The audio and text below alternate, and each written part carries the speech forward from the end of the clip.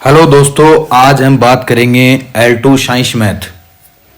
आने वाले एग्जाम में नंबर सिस्टम से जो दो तीन क्वेश्चन आते हैं उन क्वेश्चनों की अप्रोच देखेंगे।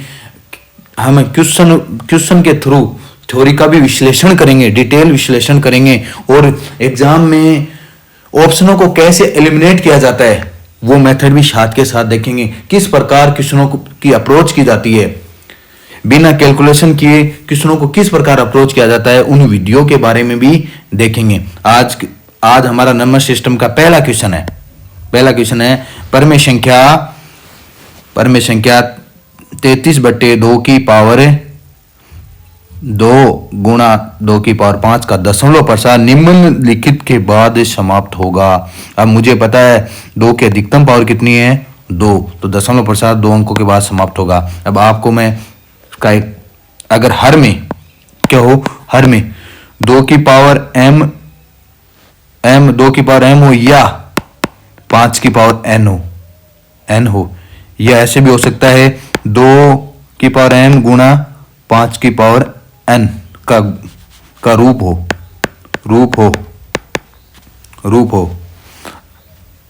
हो। तो 2 की जितनी घातें होंगी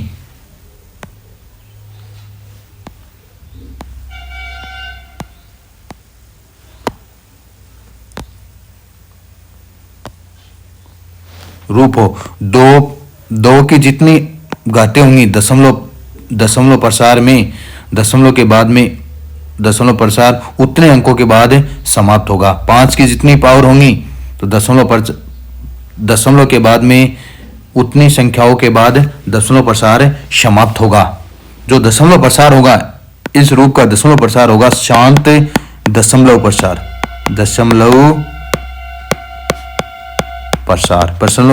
शांत दशमलव प्रसार होगा।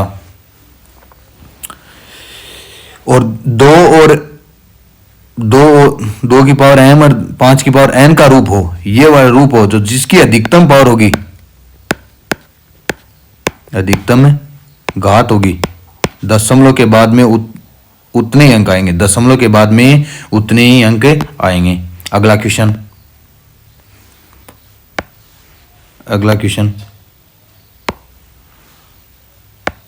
देखते हैं। किसी पूर्णांक m के लिए प्रत्येक सम पूर्णांक वो पूछा है इवन इंटीजर का रूप कैसा होता है। तो इवन इंटीजर का रूप इस प्रकार होगा, इवन जो इंटीजर होगा उसका रूप इस प्रकार होगा 2q के रूप में या 2m के रूप में। अगर m के रूप में पूर्णांक m के रूप में हो तो 2m के रूप में हो जाएगा। 2m+1 ये रूप होगा अगर विषम पूर्णांक का रूप होगा। किसका रूप होगा? विषम पूर्णांक का रूप होगा। ये डायरेक्ट क्वेश्चन। यदि किसी पूर्णांक q के लिए प्रत्येक विषम पूर्णांक का रूप, तो अब देखो q आ गया, m की जगह q आ गया, तो 2q+1 वाला रूप हो जाएगा। अगला क्वेश्चन, एक शून्येतर परमेय संख्या और एक अपरिमेय संख्याओं का गुणनफल। शून्येतर परमेय संख्या का मतलब नॉन जीरो। शून्येतर परमेय संख्या का मतलब शून्य के अलावा,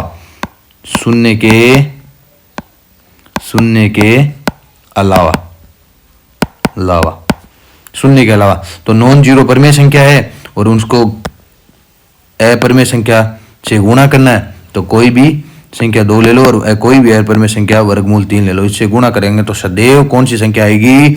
सदैव आएगी अपरिमेय संख्या। अगला क्वेश्चन, परमेय संख्या का दशमलव प्रसार निम्नलिखित किन दशमलव स्थान के बाद समाप्त हो जाएगा। तो हमें इसको 2 और 5 की पावर के रूप में देख लेना। हमें पता है 125 5 की 3 पावर होता है, गुणा में 10 है, 10 5 की कितनी पावर होता है? 1 गुणा 2। तो 5 की अधिकतम पावर कितनी हो गई? 5 की अधिकतम पावर हो गई 4। तो 4 अंकों के बाद दशमलव प्रसार क्या हो जाएगा? समाप्त हो जाएगा। 2 परमेय संख्याओं के बीच में, तो कोई भी 2 परमेय संख्या, उनके बीच में कोई परमेय संख्या नहीं होती है। हमें कोई भी 2 परमेय संख्या मान लो p और q 2 परमेय संख्या है, तो उनके बीच में अनंत परमेय संख्याएं और अनंत ही क्या होती हैं? अनंत ही अपरिमेय संख्याएं होती हैं। तो 2 संख्याओं के बीच में अनंत परमेय संख्याएं दो परिमेय संख्याओं के बीच में अनंत परिमेय संख्याएं और अनंत अपरिमेय संख्याएं होती है। तो कोई परिमेय संख्या नहीं होता है, ये ऑप्शन है कैंसिल। ठीक है, एक परिमेय संख्या होती है, ये भी कैंसिल। अपरिमित रूप से परिमेय संख्याएं होती हैं, अपरिमित रूप से परिमित नहीं होती है, अपरिमित होती हैं। तो ये ऑप्शन सही हो सकता है। केवल परिमेय संख्याएं होती हैं, अपरिमेय संख्याएं नहीं होती है, तो ये ऑप्शन हो गया रॉन्ग। तो कौन सा हो जाएगा? अपरिमित रूप से अनेक परिमेय संख्याएं होती हैं। अगला क्वेश्चन हमारे सामने, तो ये 7वां क्वेश्चन की बात करते हैं। अगला क्वेश्चन हमें पूछा है, प्रत्येक परिमेय संख्या है प्राकृत संख्या। तो प्रत्येक परिमेय संख्या प्राकृत संख्या है क्या? तो प्रत्येक परिमेय संख्या प्राकृत संख्या नहीं है। प्रत्येक परिमेय संख्या पूर्ण संख्या है क्या? नहीं है।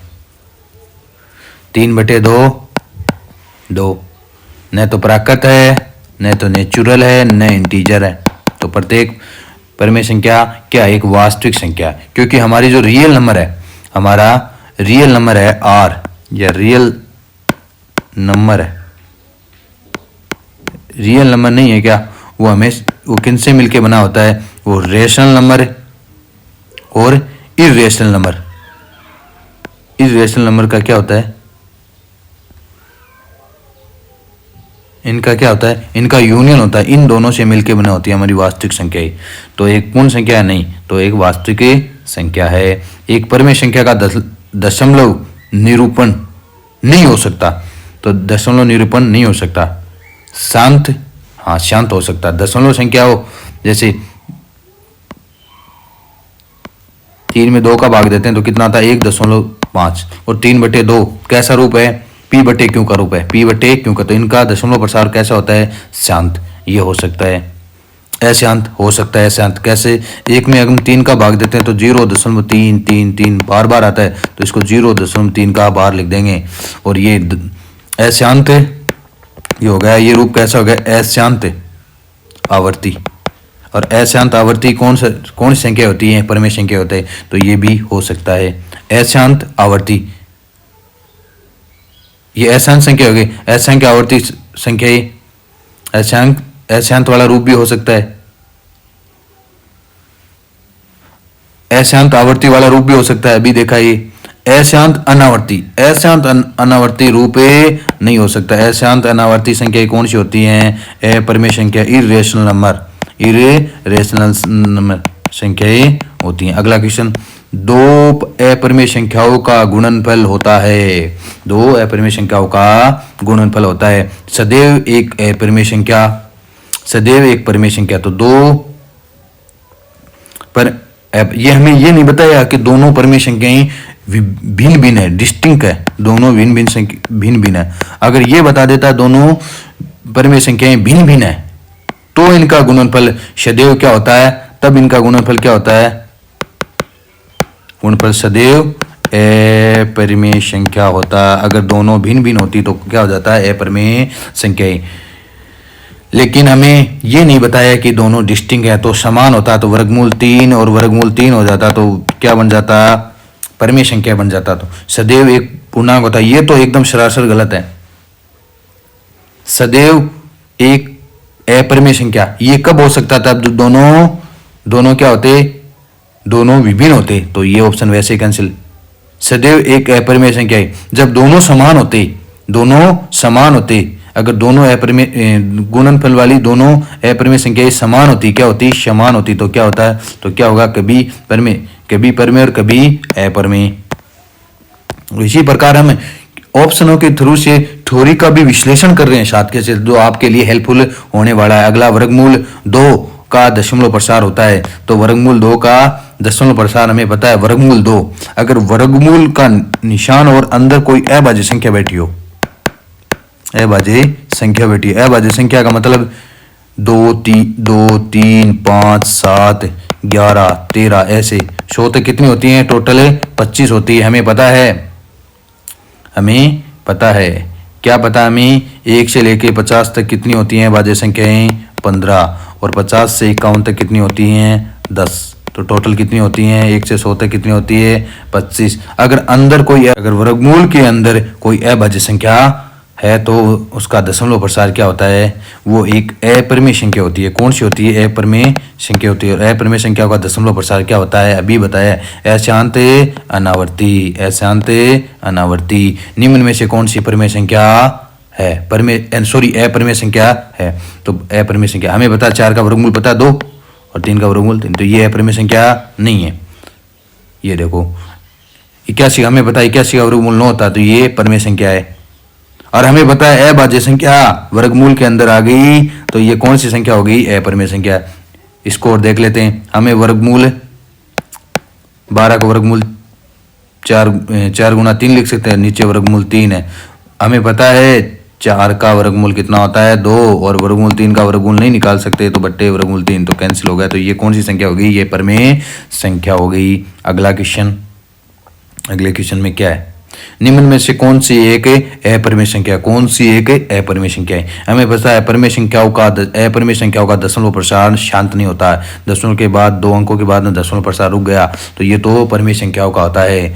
हमें पता है दशमलव के बाद अगर किसी संख्या का रिपीटिशन हो रहा है, 1 6 का बार का मतलब है बार बार आना। अंकों की क्या हो रही है, बार बार पुनरावृत्ति। और अंकों की दशमलव के बाद में अंकों की पुनरावृत्ति होती है तो वो कौन सी संख्या होती है, अपरिमेय संख्या। तो ये ऑप्शन नहीं हो सकता। इसी प्रकार ये ऑप्शन भी नहीं हो सकता, अंकों की क्या हो रही है, पुनरावृत्ति। यहाँ अंकों की पुनरावृत्ति नहीं हो रही। देखो 4 0 1 फिर 4, ठीक है 4 आ गया फिर 0 आ गया, ठीक है, लेकिन 1 नहीं आया, 1 नहीं है तो अंकों की पुनरावृत्ति नहीं हो रही। तो ये क्या हो जाएगी, अपरिमेय संख्या ही। अगला क्वेश्चन, वर्गमूल 2 और वर्गमूल 3 के बीच परिमेय संख्या पूछिए। ये दोनों क्या हैं, ये दोनों वर्गमूल अपरिमेय संख्याएं, ये अपरिमेय संख्याएं। बीच हमें अपरिमेय संख्याएं पूछी हैं, इनके बीच आने वाली अपरिमेय संख्या हमें पता है, अपरिमेय संख्याएं पूछी हैं। अब देखो पहला ऑप्शन क्या है, वर्गमूल 3 अपरिमेय संख्याएं, ये वर्गमूल 2 अपरिमेय संख्या, वर्गमूल 3 भी अपरिमेय संख्या, इनका योग क्या बनेगा, अपरिमेय संख्या। और इसमें 2 का भाग दे दें तब भी क्या बनेगा, अपरिमेय संख्या। तो ये हमें तो परिमेय संख्या पूछी है तो ये ऑप्शन है नहीं हो सकता। इनका वर्गमूल 2 और वर्गमूल 3 का गुणनफल, इनका गुणन दोनों अपरिमेय संख्या और अपरिमेय संख्याओं का गुणनफल क्या होता है, अपरिमेय संख्या। क्या होता है, अपरिमेय संख्या। इनमें 2 का भाग दें तब भी क्या बनेगा, अपरिमेय संख्या। तो ये ऑप्शन भी नहीं होगा। अब देखो ये 2 ऑप्शन हमारे पास हैं, ये 2 ऑप्शन हमारे पास है।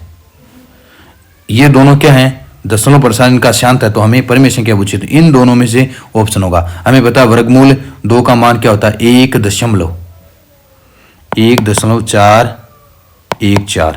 वर्गमूल 3 का मान 1.7373 1.18। ये बाहर चली गई तो ये ऑप्शन नहीं होता, ऑप्शन नंबर 3 होगा। अगला क्वेश्चन, एक संख्या जिसे p बटे q के रूप में व्यक्त किया जा सकता है। p और q क्या होती हैं, पूर्णांक संख्या, और q जो हर वाली संख्या है, हर वाली वो 0 नहीं होते, वह कहलाती हैं, वो परिमेय संख्याएं कहलाती हैं। परिमेय संख्याओं का रूप ऐसे होती हैं, p बटे q का रूप होता है, q नॉट इक्वल टू 0 होता है, q नॉट इक्वल टू 0 होता है, जबकि p और q क्या हो सकती हैं, पूर्णांक संख्या। यह ऐसे हो सकता है, p को पूर्णांक बोल दे, p को क्या बोल दे, पूर्णांक बोल दे, और q को क्या बोल दे, प्राकृत संख्या बोल दे। क्या बोल दे, प्राकृत संख्या। तो भी ये भी डेफिनेशन हो सकती है, क्योंकि प्राकृत संख्या ये भी डेफिनेशन हो सकती है, ये भी हो सकता है। जबकि p और q सहभाज्य संख्या होनी चाहिए, सहभाज्य संख्या होनी चाहिए। अगला, p बटे q के रूप की संख्या परिमेय संख्या कहलाती है यदि p और q पूर्णांक है। हाँ पूर्णांक हो, लेकिन तो पहला ऑप्शन तो ऐसे कैंसिल हो गया। अगला, p और q पूर्णांक है तो q का मान 0 के बराबर नहीं हो सकता, q का मान 0 के बराबर नहीं हो सकता।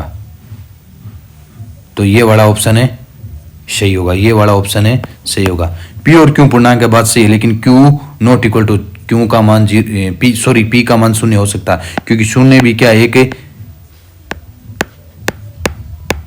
परिमेय संख्या, क्योंकि 0/1 रूप में लिख सकते हैं। यहाँ p का मान 1 0 हो गया, q का मान कितना हो गया, 1 हो गया। p और q पूर्णांक संख्या जहाँ p भी 0 के बराबर नहीं हो, ये रहा ऑप्शन। यहाँ p किसके बराबर शून्य, तो ये ऑप्शन बी कैंसिल हो गई। -a का व्युत्क्रम रेसिप्रोकल क्या होगा, -a का व्युत्क्रम का मतलब एक बट्टे में लिख दो, जिसका भी व्युत्क्रम निकालना तो कितना हो जाएगा माइनस, जैसे आपको 5 का व्युत्क्रम निकालना है तो 5 को बट्टे में लिख दो तो 1/5।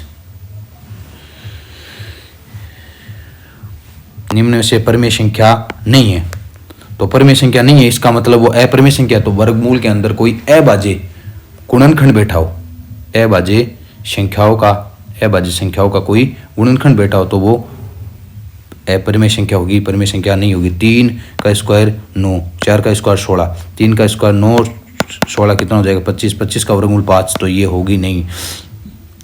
900 किसका वर्गमूल होता है 30 का, 900 का वर्गमूल कितना होता है 30, तो 30 क्या होगी ये परिमेय संख्या होगी।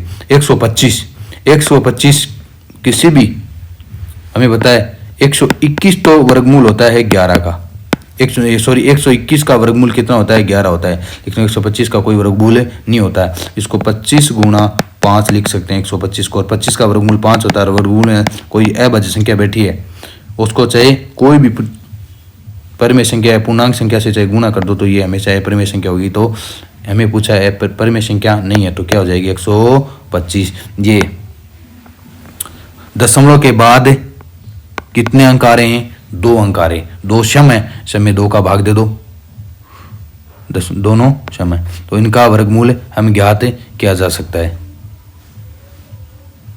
आसानी से। और वो क्या आएगा, वो आएगा शांत दशमलव, क्या आएगा शांत दशमलव है। और शांत दशमलव कौन संख्या होती है परिमेय संख्या, तो ये ऑप्शन तो कैंसिल हो गए, तो ऑप्शन नंबर बी में। अगला क्वेश्चन बेस्ट अप्रोच के साथ अगले क्वेश्चन की देखो सॉल्यूशन करेंगे। अपरिमेय संख्याओं का दशमलव निरूपण कैसे होता है, अपरिमेय संख्याओं का, अपरिमेय संख्या आ गई तो शांत नहीं होगा, आवर्ती तो होगा ही नहीं, आवर्ती हाँ अशांत हो सकता है लेकिन आवर्ती वाला कौन सा होता है परिमेय संख्या, अनावर्ती अशांत दशमलव होता है। इन संख्याओं का क्या करना है हमें योग करना है। तो देखो एक तरीका तो अपने पास है, सारों में 16 आ रहा है। अब देखो दशमलव के बाद दो अंकों पे बार है, इसका मतलब बार 2, और जितने अंकों पे बार तो इनको जोड़ लो 4 3 2 5 4 9 9 6 15 तो आ गया। फिर दशमलव के बाद 2 अंकों पर बार है, हमें पता है दशमलव के बाद जितने अंकों पे बार होता है उतने क्या आते हैं 9 आते हैं, उतने क्या आते हैं 9 आते हैं। तो सब में से क्या कॉमन आ जाएगा, सब में सबका लघुत्तम कितना आएगा, इनको हम ऐड करेंगे तो कितना आ जाएगा 101। अब 99 में भाग देंगे, 99 का भाग देंगे 101 में कितना आ जाएगा, एक तो एक बार पूरा जाएगा तो वो जुड़ जाएगा, 15 में कितना होगा 16, ऊपर कितना बचेगा 2, नीचे कितना बचेगा। अब इसका जस्ट उल्टा देखेंगे, हर में जितने 9 है ऊपर उतने अंकों पर क्या आएगा बार, ऊपर तो एक अंक है, दूसरा अंक एक और लेगा जो उससे पहले 0.02 को 2 ही कहेंगे, 0.2 को 2 कितना 16.02 का बार, तो ऑप्शन नंबर क्या हो जाएगा डी। अगला कौन सा कथन है सत्य, निम्न में से कौन सा कथन सत्य, कोई 2 अपरिमेय संख्याओं के योग विकलन का अपरिमेय संख्या होना आवश्यक नहीं है। 2 हम अपरिमेय संख्या लें, पूछा है उनका, तो कोई भी 2 अपरिमेय संख्या लें, वर्गमूल 2 प्लस वर्गमूल 2 चाहे वो सेम हो तो उनका 2 वर्गमूल 2, क्या उनका योग अपरिमेय संख्या आ रहा है, हाँ अपरिमेय संख्या आ रहा है, अपरिमेय संख्या आ रहा है। तो इन ये हमें क्वेश्चन में बताया कि आवश्यक नहीं है, तो ये आवश्यक है। अगर 2 अपरिमेय संख्याएं अपरिमेय संख्या हो तो उनका योग सदैव क्या होगा, उनका योग सदैव अपरिमेय संख्या होगा। 2 अपरिमेय संख्याओं का योग सदैव, हाँ विकलन का अपरिमेय संख्या होना आवश्यक नहीं है। कब, अगर दोनों संख्याएं भिन्न हो तब भी विकलन भी सदैव क्या होगा अपरिमेय संख्या, लेकिन दोनों संख्या अगर समान हो गई तो उनका विकलन क्या नहीं होगा, अपरिमेय संख्या नहीं होगा, वो तब उस टाइम क्या हो जाएगा परिमेय संख्या हो जाएगा। तो पहला ऑप्शन तो कैंसिल। कोई 2 अपरिमेय संख्याओं का गुणनफल, कोई भी 2 अपरिमेय संख्याओं का गुणनफल सदैव अपरिमेय संख्याएं होता है।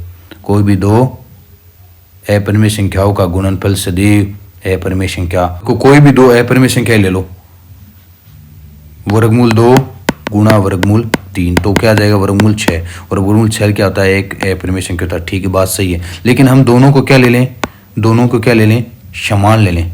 वर्गमूल 2 और दोनों का गुणनफल कितना आ गया, पर में आ गया, क्या आ गया, पर में। तो देखो अगर इस क्वेश्चन में ऐसे बताया गया था, अगर दो विभिन्न अपरिमेय संख्याओं का गुणनफल सदैव, सदैव क्या होता है, सदैव अपरिमेय। अगर भिन्न भिन्न संख्या होता है उनका क्या हो जाता है, सदैव क्या हो जाता है, अपरिमेय संख्या होता है, हो जाता। कोई दो भिन्न भिन्न, हाँ भिन्न भिन्न, भिन्न भिन्न संख्याएं a बटे b के रूप में, तो सदैव ये बात एकदम सही है, भिन्न भिन्न हो और वर्गमूल 3 बटे वर्गमूल 2 हो अपरिमेय संख्या, तो इनका भी ये भी क्या आ जाती है, अपरिमेय संख्या।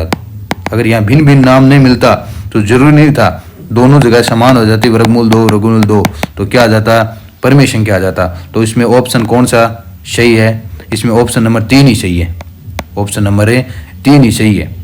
अगर एक्यूरेट देखें तो ऑप्शन नंबर 3 सही है। हमें सत्य पूछा है तो कौन सा हो जाएगा, ऑप्शन नंबर। तो इनमें कोई नहीं है, ऑप्शनों में कोई नहीं है ऐसा ऑप्शन, बस इसमें थोड़ी सी, इस क्वेश्चन में थोड़ी सी बात अधूरी थी।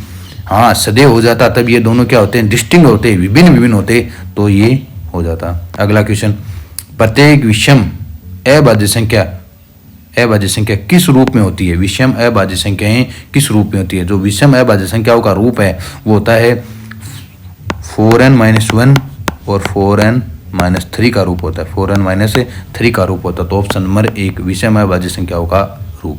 अगला देखो, p+4, p+14 तीन अभाज्य संख्याएं हैं, तो p के कितने मान संभव हो सकते हैं, p के कितने मान आ सकते हैं। अब देखो हम p के मान के देखें, क्या p का मान 1 मान सकते हैं, क्या नहीं मान सकते, क्योंकि 1 न तो भाज्य होती है न अभाज्य, तो 1 नहीं मान सकते। फिर 2 मान सकते हैं, हमें पता है प्लस में 4 और 14 आ रहे हैं दो संख्याओं में, दो नहीं मान सकते, क्योंकि सम संख्याओं, सम में और सम ही जोड़ें तो हमेशा क्या आती है, सम संख्या आती है। तो दो को छोड़कर जितने भी सम संख्याएं होती हैं, दो को छोड़कर वो क्या होती हैं, भाज्य संख्या होती है। हमें तो अभाज्य संख्या पूछा है तो 2 नहीं लिख सकते हैं। फिर हम क्या ले सकते हैं, p का मान 3 रख के देखें, 3 आ जाएगा, 7 आ जाएगा और 17 आ जाएगा।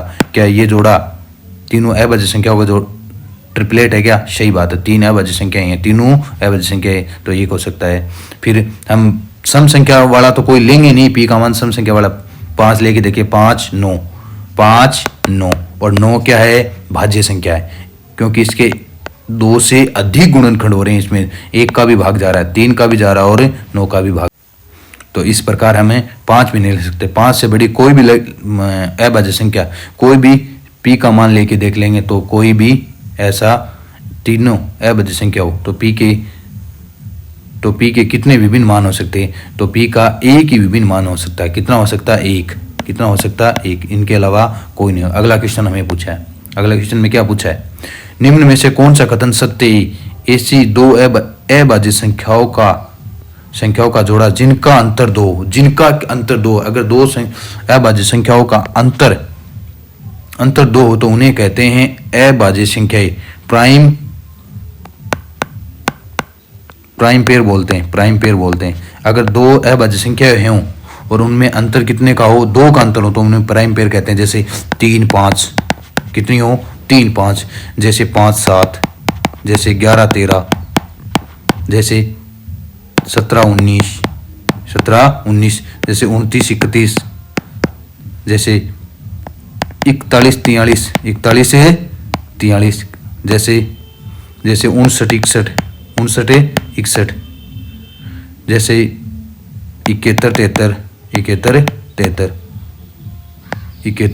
तो ऐसे कितने जोड़े हैं, तो 1 से लेके ऐसे कितने 100 तक कितने ऐसे पेयर हैं, ऐसे 8 पेयर हैं। तो 1 से लेके 100 तक कुल 8 अभाज्य युग्म होंगे। तो ये दोनों बातें सत्य हैं। दोनों बात क्या है, हमें सत्य पूछा, ये दोनों बात क्या हो गई, सत्य हो गई। अगला क्वेश्चन, n का मतलब नेचुरल नंबर कि 2 गुणा 7 की पावर n प्लस 3 गुणा 5 की पावर n माइनस 5 भाज्य है, किससे भाज्य? तो पहले हम n का मान 1 रख के देखते हैं। n का मान 1 रखेंगे तो 2 गुणा 7 की पावर 1 का मतलब 7 प्लस 3 गुणा 5 की पावर 1 का मतलब 5 माइनस 5, ये कितना आ जाएगा 14, ये कितना आ जाएगा 15 माइनस 5, 14 और 15 कितने हो गई 29, 29 से 24। तो किससे भाज्य होगा,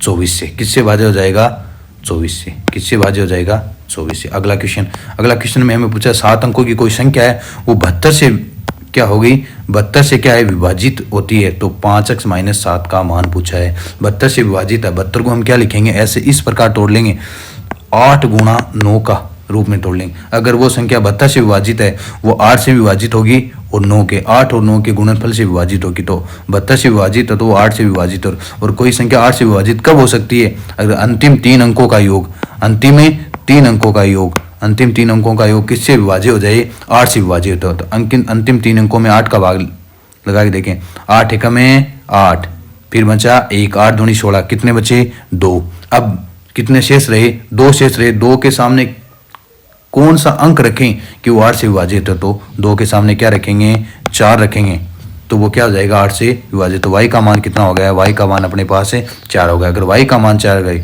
हो गया तो हमें एक अक्ष का मान और ज्ञात करना। तो अक्ष का मान कैसे ज्ञात करेंगे, 8 से विभाजकता के नियम से तो ये ज्ञात कर लिया। 9 के विभाजकता का नियम क्या कहता है, अंकों के योग अगर 9 का गुणज बने, 9 का गुणज बने तो वह संख्या 9 से विभाज्य होगी। तो अंकों का योग निकाल के देखें, y का मान 4 हो गया, 4 8 12, 12 9 21, 6 27, 27 और 1 28, 28 और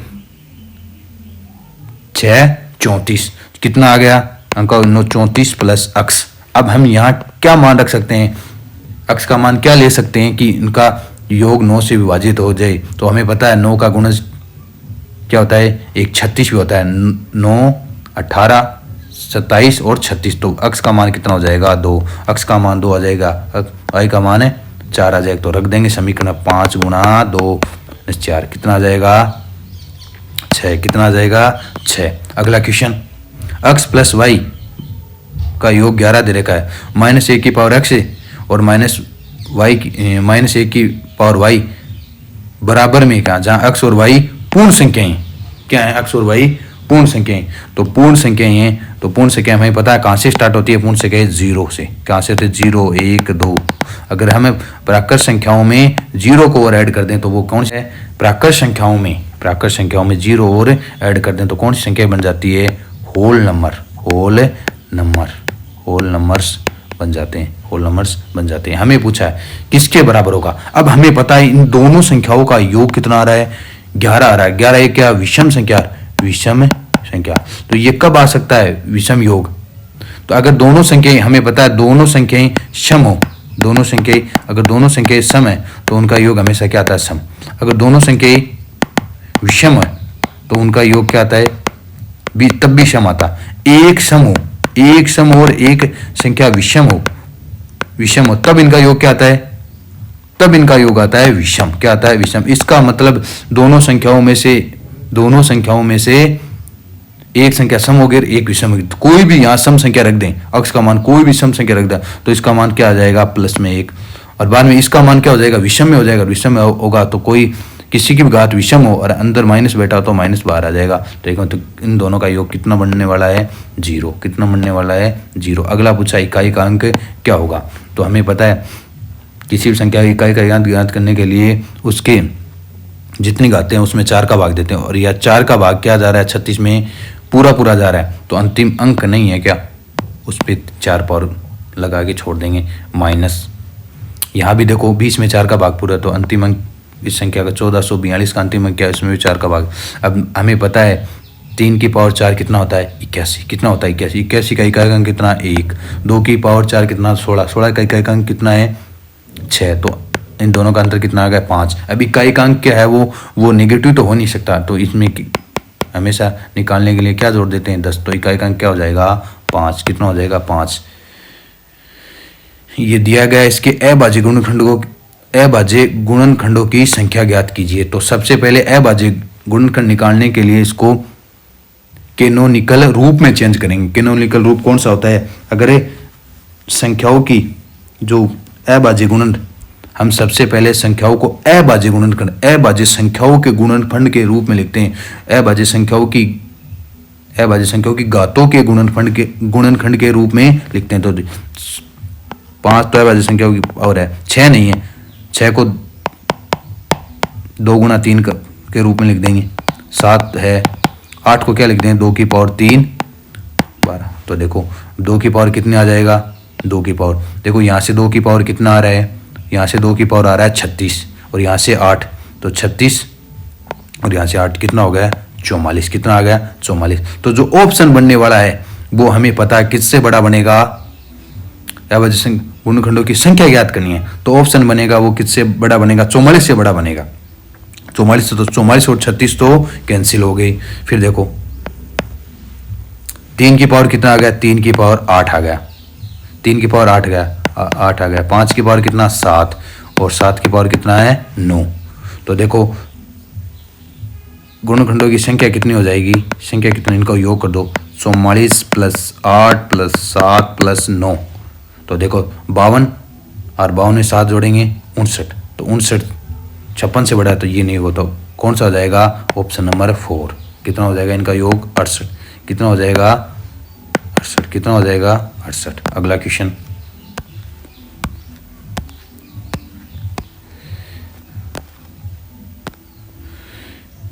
एक दो अंकों की संख्या को या तो उनके अंकों के योग को 8 से गुणा करके 5 घटाने पर प्राप्त किया जा सकता है, अथवा उनके अंकों के अंतर को 16 से गुणा करके 3 जोड़ने पर प्राप्त किया जा सकता है, तो वह संख्या है। तो हम ऑप्शन से देख लेंगे, अगर इनके अंकों का योग करें तो कितना आ जाएगा, अंकों का योग करने पर कितना आ जाएगा 11, 11 को 8 से गुणा करें कितना आ जाएगा 88, कितना आ जाएगा 88, 88 में से 5 घटाएंगे तो क्या 92 आ रहा है, नहीं आ रहा, तो ये ऑप्शन है नहीं होगा। इसी प्रकार 38 अंकों का योग कितना आ जाएगा 11, 11 को 8 से गुणा करके 5 घटाएंगे 88, 88 में से 5 घटेंगे क्या 38 आएंगे, नहीं आएगा। अगला ऑप्शन 65, 65 के अंकों का योग कितना हो गया 11, 11 को 8 से गुणा करेंगे और 5 घटाएंगे 65 आएगा, नहीं आएगा, तो ऑप्शन नंबर 1 ही 6 से चेक करके देख लो कितना हो गया इनका अंकों का 11, 11 में से 11 को 8 से गुणा करेंगे और 5 घटाएंगे कितना आ जाएगा 83 आ जाएगा, सही है। अगला भी इनका अगला भी देख लो, इनका अंतर कितना हो गया, इनका अंतर हो गया 5, 5 को 16 से गुणा कर लो और प्लस में कितना कर दो 3, 16 5 80 3 83, तो ऑप्शन नंबर डी सही होने वाला। अगला क्वेश्चन एम के लिए सत्य हैं। एम एक शांत दशमलव प्रसार, हमें थोड़ी देर पहले बताया था अगर 2 और 5 का गुणन अगर हर में आ रहा हो तो उनका दशमलव प्रसार क्या होता है, शांत होता है, तो पहला भी क्या है सत्य है। संख्या एम में दशमलव के 5 अंकों के बाद प्रसार समाप्त हो जाएगा, तो अधिकतम घात कितनी है, यहाँ देखो 2 और 5 में 2 की अधिकतम घात कितनी है 5 है, तो दशमलव प्रसार 5 अंकों के बाद समाप्त हो जाएगा, ये बात भी सत्य है। तो एम का मान 0.1119 है। तो ये देखो इसको निकालने का सबसे आसान तरीका, देखो दोनों जगह 2 और 5 की जो पावर है वो समान नहीं है, उनको समान बनाने के लिए देखो कितनी पावर की आवश्यकता हो रहा है, 5 को 5 पावर बनने के लिए 1 के, तो ऊपर नीचे 5 से गुणा कर देंगे और ऊपर 5 से गुणा करेंगे तो हमें पता है नीचे क्या बन जाएगा, नीचे बन जाएगा 2 और 5 गुणा होकर 10 की पावर 5 बन जाएगा, 10 की पावर है 5। और किसी भी इन संख्याओं का भाग देना एकदम है आसान है, 10 की पावर कितना बन जाएगा 5 और ऊपर कितना बन जाएगा, जो रूप बनेगा